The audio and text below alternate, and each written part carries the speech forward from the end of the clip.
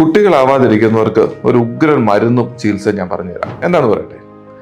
നമുക്ക് പലപ്പോഴും കുട്ടികൾ ഉണ്ടാവാതിരിക്കുന്നത് എന്തുകൊണ്ടാണ്? എന്തെങ്കിലുമൊക്കെ ഒരു പ്രശ്നം നമ്മൾ കണ്ടുപിടിക്കും. 2 ആഴ്ച മുമ്പ് എൻ്റെ അടുത്തൊരു യങ് കപ്പിൾ വന്നിരുന്നു.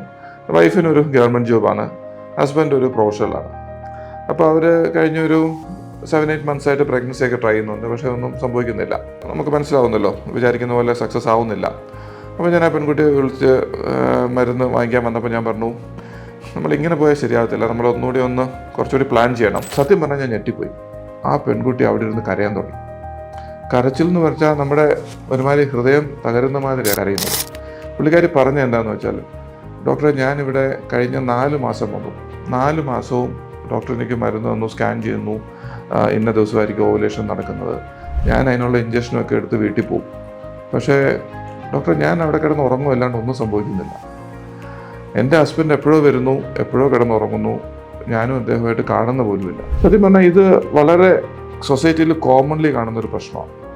നമ്മൾ ഈ ബേർഡൻ മുഴുവൻ സ്ത്രീകളുടെ തലയിൽ ഏൽപ്പിച്ചിട്ട് അതിൻ്റെ ഒരു മിനിമം റെസ്പോൺസിബിലിറ്റി പോലും ഒരു മെയിൽ പാർട്ട്ണർ എടുക്കാത്തൊരു സൊസൈറ്റിയാണ് നമ്മൾ ജീവിക്കുന്നത്. ഞാൻ അവരുടെ ഹസ്ബൻഡിനോട് വരാൻ പറഞ്ഞു.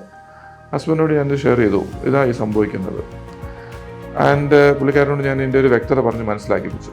ദ വെരി നെക്സ്റ്റ് മന്ത് ആ കപ്പിൾ പ്രഗ്നൻ്റ് ആയി. ഇതിൽ സംഭവിച്ചത് എന്തുവാ? ആ കുട്ടിക്കുണ്ടായിരുന്ന, ആ ലേഡിക്കുണ്ടായിരുന്ന കുറേ ഇമോഷൻസ് ഉണ്ട്. അത് അവൾ വെൻ്റ് ഔട്ട് ചെയ്തു. അവൾ മെൻ്റലി ഒന്ന് ഈസായി.